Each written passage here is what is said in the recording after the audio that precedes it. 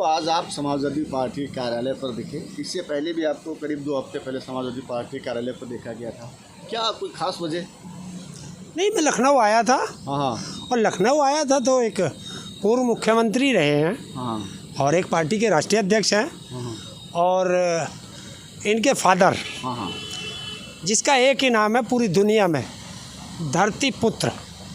और धरती पुत्र का एक पुत्र है, मैं उससे मिलने आया था। मैं भी एक किसान का बेटा हूँ, तो मिलने में क्या अर्ज है। राजनीति पे भी चर्चा होती है, किसानों पे भी चर्चा होती है। तो पूरे देश में किसान आंदोलन चला। हाँ। उत्तर प्रदेश में विधानसभा चुनाव होने वाले थे।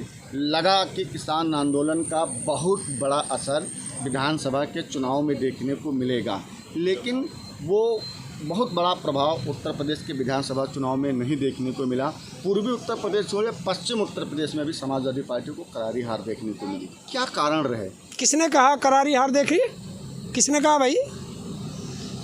आपको जानकारी होना चाहिए। जब आप पत्रकार हैं, समाजवादी पार्टी के पास कितना वोट था? 21-22% वोट था, और आज उसको 32 से 33% वोट मिला। तो ये जनता का तो वोट मिला, बढ़ा जो वोट, और ये लोगों की पसंद थे। लेकिन एक दिक्कत हुई है यहाँ कि यहाँ 2 कारण से समाजवादी पार्टी सरकार में नहीं जा पाई। सबसे पहला कारण था कि यहाँ के जो लोग हैं वो कम पढ़े लिखे हैं, बहकावे में आ गए। 5 किलो अनाज में बह गए। वो 5 किलो अनाज तो देखा, पर उन्होंने ये नहीं देखा कि इस हाथ देते हैं और दूसरी तरफ बक्कल उतारते हैं। 5 किलो अनाज दिया, 20 रुपये किलो मान लीजिए, 100 रुपये का सिलेंडर 400 से पहुंच गया 1000 के पार, पेट्रोल 100 के पार, डीजल 100 के पार, तो कहाँ से बचेगा? ऐसा हुआ। दूसरा, जो एक दूसरी राजनीतिक पार्टी थी, राष्ट्रीय पार्टी, वो ख़त्म हो गई। आप बसपा की तरफ इशारा बिल्कुल, मैं नाम लेके बताऊंगा भाई। बसपा चुनाव लड़ी? नहीं लड़ी ना। और उसका जो 10% वोट था वो समाजवादी की तरफ ना आके वो बसपा की तरफ, उसकी बीजेपी की तरफ ट्रांसफ़र हुआ, तो जीत गए। वरना अगर सपा थोड़ा सा अपना वोट बैंक भी लड़के रोक लेती तो आज 300+ ये पार्टी होती और वो वहाँ होती। मोदी जी ने कहा था कि 10 मार्च के बाद आवारा पशुओं पर कुछ काम होगा। 10 मार्च, 10 अप्रैल, 10 मई, आज 12 मई हो गई। आवारा पशुओं को लेकर के सरकार ने भी कोई काम नहीं किया। तो अब एक चीज़ तो बताओ, सरकार में कौन है? मोदी जी, योगी जी। तो कार्य वो करेंगे, इस पे जवाब वो दे सकते हैं क्या? है कोई पत्रकार ऐसा देश का जो मोदी जी से सवाल कर ले? एक पत्रकार हो तो मुझे बता दो। दादा एक सवाल। हाँ, एक सवाल कर सकते हैं। मोदी जी हमें अंदर नहीं जाने दिया, तो मोदी जी कहते हैं ओ माय गॉड। मतलब अगर मेरे चमचे अंदर नहीं गए तो ओ माय गॉड। जब आपको पता है कि देश का प्रधानमंत्री यहाँ रहे या विदेश में जाए, वो कभी पत्रकारों से बात नहीं करते, तो पत्रकार क्यों पीछे पीछे जाते हैं? चमचागिरी करने? वो देश के पैसे का कमीशन लेने जाते हैं पत्रकार, कि हमें जो है प्रधानमंत्री से ऐड मिलेगा और हमें प्रधानमंत्री की चाटुकारिता करनी है, तो चाटुकारिता मंत्री पत्रकार जाते हैं वहाँ। जब देश का एक पत्रकारों को अगर अंदर नहीं जाने दिया तो प्रधानमंत्री के मुंह से निकलती है ओ माय गॉड। 700 से ज़्यादा किसानों की शहादत हो गई, प्रधानमंत्री के मुंह से निकली ओ माय गॉड। आज सिलेंडर 1000 के पार हो रहा है, प्रधानमंत्री ने कहा ओ माय गॉड। प्रधानमंत्री कहता था 2013 में कि सरकार से सवाल करते थे कि हमें पता नहीं कि भारत का रुपया इतना पतला कैसे होता जा रहा है। मैं शासन में रहा हूँ, इतनी जल्दी रुपया पतला नहीं हो सकता। आज प्रधानमंत्री जी से हम भी पूछ रहे हैं कि प्रधानमंत्री आप, रिजर्व बैंक आपका, वित्त मंत्री आपका, सरकार आपकी, तो आज रुपया इतना पतला कैसे हो गया? और प्रधानमंत्री जी आप तो कहते थे कि जिस देश का रुपया गिरता है उसका प्रधानमंत्री कमज़ोर होता है, तो आज डॉलर से कितना नीचे चला गया। आज़ादी के बाद सबसे निचले स्तर पर आज रुपया है। तो प्रधानमंत्री जी किसका नसीब है? आपका नसीब है या देश का नसीब है? आज जवाब नहीं दे सकते। दादा एक सवाल है। हाँ बोलो। सवाल है, तमाम वैकेंसियां निकल रही हैं और धांधलियां भी खुलकर सामने आ रही है। विरोध प्रदर्शन भी हो रहे हैं। इको गार्डन में लगातार यूपीएसआई को लेकर विरोध हो रहा है, लेकिन विपक्ष की पार्टियां इस पर सवाल नहीं उठा रही सदन में। आखिर मामला क्या है? कौन कह रहा सदन चलता है क्या? पहले हम देखते थे कि सदन चलता था और सदन में चर्चाएं होती थी। आज चर्चाएं होगी? अभी 23 तारीख को सदन चलेगा, आप देख लेना कितनी चर्चा होगी, कौन चर्चा कराएगा। चर्चा सरकार की जिम्मेवारी होती है सदन को चलाने की, विपक्ष की जिम्मेवारी नहीं होती। विपक्ष सवाल तो कर सकता है। सवाल होंगे, आप देखना किस तरीके से सवाल लगेंगे, लेकिन जब चर्चा ही नहीं होने दें शोर मचाएंगे। एक चीज़ बताइए, आप भी पढ़े लिखे हैं, भारत के किस संविधान में लिखा है कि सरकार मंदिर या मस्जिद बनाएगी? लिखा है किस चीज़ में? यहाँ तो सरकारें मंदिर मस्जिदों पर लगी पड़ी हैं। किसी रोजगार की बात नहीं करेंगे, शिक्षा की बात नहीं करेंगे, स्वास्थ्य की बात नहीं करेंगे। मस्जिद की बात कर ही दी, तो अभी बनारस में मामला चल रहा है, वो क्या कहना चाहेंगे उस पर आप? मैं, ऐसा है, न्यायालय के खिलाफ बोलना नहीं चाहिए जी, लेकिन मैं न्यायालय से पूछना चाहता हूँ कि अगर मैं एक धर्म के नाम पर, जाति के नाम पर आज मैं एक याचिका लगाता हूँ, न्यायालय तुरंत उसे सुन लेता है। रात को 12 बजे अपराधी को छोड़ने के लिए न्यायालय खुल जाता है, और हमारे मुकदमे 30-40 साल के पुड़े हैं, वो सुनने का अब उनके पास समय नहीं है। तो क्या कहेंगे हम लोग? जब 1-2 मामले का निस्तारण करने के लिए सुप्रीम कोर्ट के चीफ जस्टिस को राज्यसभा मिल सकती है, तो अब क्या कहेंगे? बड़ा बेबाकी से आप बोलते हैं, बुलडोज़र से डर नहीं लगता हैं? बड़ा बेबाकी से आप बोलते हैं, बुलडोज़र से डर नहीं लगता? बुलडोजर के सींग हैं क्या जो मार देंगे? हिम्मत है? हिंदुस्तान में घर ही नहीं है, चलाएंगे कहाँ पे? बाबा जी के टुल्लू पे?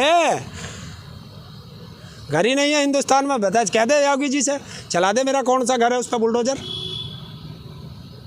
बताओ हैं? और अगर हिम्मत है तो चलाए ना टैनी के घर पे, जो किसानों के ऊपर गाड़ी चढ़ाता है, चलाए टैनी के ऊपर, चलाए। एक 13 साल की बेटी 4 लोगों ने बलात्कार कर लिया, थाने गई शिकायत करने, दरोगा ने भी वही काम कर लिया। क्या उनके घर बुलडोजर चलेगा? क्यों नहीं चल रहा हैं? महिलाओं के साथ रेप, बच्चियों के साथ रेप। एक जिला ऐसा बता दो जिसमें आज अपराध कम हुआ हो। 0.2 में अपराधों का इतिहास लिखा गया है, और ये इनके लिए ऐसा भारी पड़ेगा कि इनको मुंह छिपाने के लिए जगह नहीं देगी जनता। कल योगी जी ने पुलिस के आला अफसर को हटा दिया, क्या हो गया? तो क्या कहना चाहेंगे? कुछ भी ना, किसी को हटा लो, पावर है उसके हाथ में। उत्तर प्रदेश के इतिहास में ना कहें तो पूरे देश के इतिहास में पहला मामला था कि जिस पे डायरेक्ट ये कह के हटा दिया गया कि ये काम नहीं करना चाहते थे, और डीजीपी को हटाया गया। अब वो तो उत्तर प्रदेश के अंदर कोरोना काल में 30,000 स्वास्थ्य कर्मियों को हटा दिया। अभी 5 मार्च को 30,000, और कौन हटाए? नर्स, पैरामेडिकल स्टाफ, 30,000, और 5 मार्च से अभी तक उनकी तनख्वाह नहीं दी, हटा और दिया। तो कहाँ जाएंगे वो? कौन नाकारा?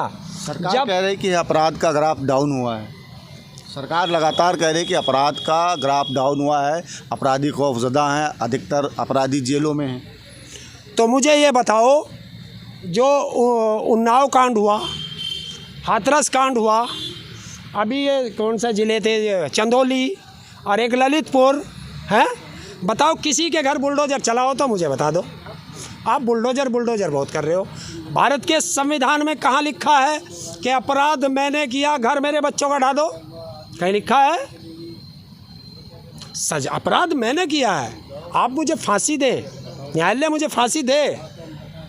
सरकार का काम इतना है कि उसका प्रशासन मुझे पकड़े, अदालत में पेश करे, अदालत जो मुझे सज़ा देगी। मेरा घर ढाने का कौन से कानून में लिखा है मुझे बता दो। भारत के किस संविधान में लिखा है कि सरकारें मंदिर और मस्जिद बनाएंगी? कहीं लिखा है? नहीं लिखा ना। लेकिन सरकार कहाँ है? शिक्षा पे काम नहीं करना, रोज़गार पे काम नहीं करना, ये देश की जनता को मुद्दों से भटकाना है, ताकि देश की जनता रोजगार ना मांग ले, महंगाई पे बात ना कर ले, तो इसलिए एक मुद्दा ख़त्म होता है तो दूसरा शुरू हो जाता है। ये चाल है बीजेपी की। आने वाले समय में क्या लगता है, उत्तर प्रदेश में अपराध कम हो पाएगा? देखिए, अपराध इस तरीके से तो कम नहीं होगा।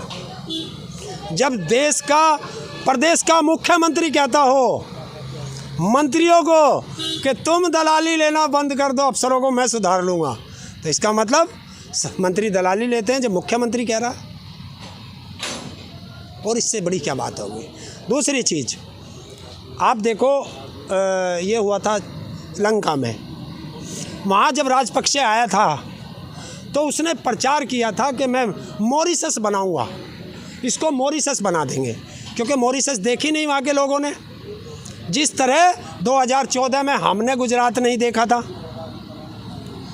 तो मॉरिशस के चक्कर में आ गए।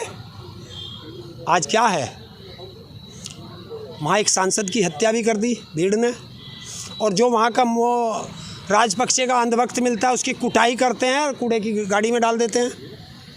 तो वहाँ जो हुआ, क्योंकि भारत भी क्वेटा बनने जा रहा था, तो वहाँ फसल कट चुकी है और हिंदुस्तान में फसल बू चुकी है।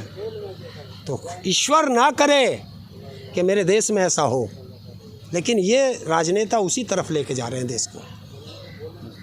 अभी जल्दी ही आरबीआई ने एक मीटिंग ली और उसमें कहा कि देश की खजाने की स्थिति बड़ी दयनीय है। क्यों? आप लोग तो कहते हो देश मजबूत हाथों में, देश का खजाना जा कहाँ रहा है? ये कोई सवाल कर सकता है क्या सत्ता पक्ष से कि भारत की सारी संपत्ति बेचते जा रहे हैं, विदेशी कर्ज हम पे बढ़ता जा रहा है, कोई स्कूल नहीं खुला, कोई यूनिवर्सिटी नहीं बनी, कोई एम्स नहीं बना, कोई आईआईटी नहीं बनी, कोई आईआईएम नहीं बना, कोई इंडस्ट्री नहीं लगी, तो भाई पैसा जा कहाँ रहा? नहीं, आपने कहा कि हॉस्पिटल नहीं बने, तो ये तो कह रहे हैं हर ज़िले में मेडिकल कॉलेज बना रहे हैं। देखो 5 साल तो योगी जी को हो गए, 8 साल मोदी जी को हो गए, तो इसमें बन नहीं पाया कोई। कब बनेगा बताओ? ये तो शुक्र मनाओ, पिछली सरकारों का धन्यवाद करो कि उन लोगों ने हॉस्पिटल बना रखे थे जो कोरोना में तुम्हारा इलाज हो गया, वरना इन्होंने तो इलाज भी नहीं दिया। जो सरकार ऑक्सीजन नहीं दे पाई, दवाई नहीं दे पाई, आपको मैं सच्चाई बता रहा हूँ। गाज़ियाबाद के ज़िला संयुक्त अस्पताल में मैं अपनी आँख का ऑपरेशन कराने गया था। वहाँ के डॉक्टर ने मुझे बताया कि ताऊ जी ऑपरेशन नहीं हो सकता। मैं कहा क्यों? कि हमारे यहाँ इंस्ट्रूमेंट नहीं है। मैं कहा कब तक आएंगे? कि कोई पता नहीं, आज आ जाए, ना आए तो 2 महीने ना आए। तो ये हालत ज़िले के अंदर है किसी की हिम्मत जाके उनसे सवाल कर दे। हॉस्पिटलों के अंदर जानवर घूम रहे हैं, उनकी जो एम्बुलेंस हैं उनका डीजल ख़त्म हो जाता है, उनमें इक्विपमेंट नहीं है, खटारा बन चुकी हैं। कोई ख़रीदी है क्या? कोई बिजली का कारखाना लगाया है क्या? और आप देख रहे होगे ये कोयले की जो तुम्हें दिक्कत दिखाई है ना, ये अपने मित्र की ऑस्ट्रेलिया में खदान तैयार है, मित्र का कोयला आना है, और जो यहाँ की संपदा है कोयले की खान वो बेचनी है। तो ऐसे होता है। धन्यवाद।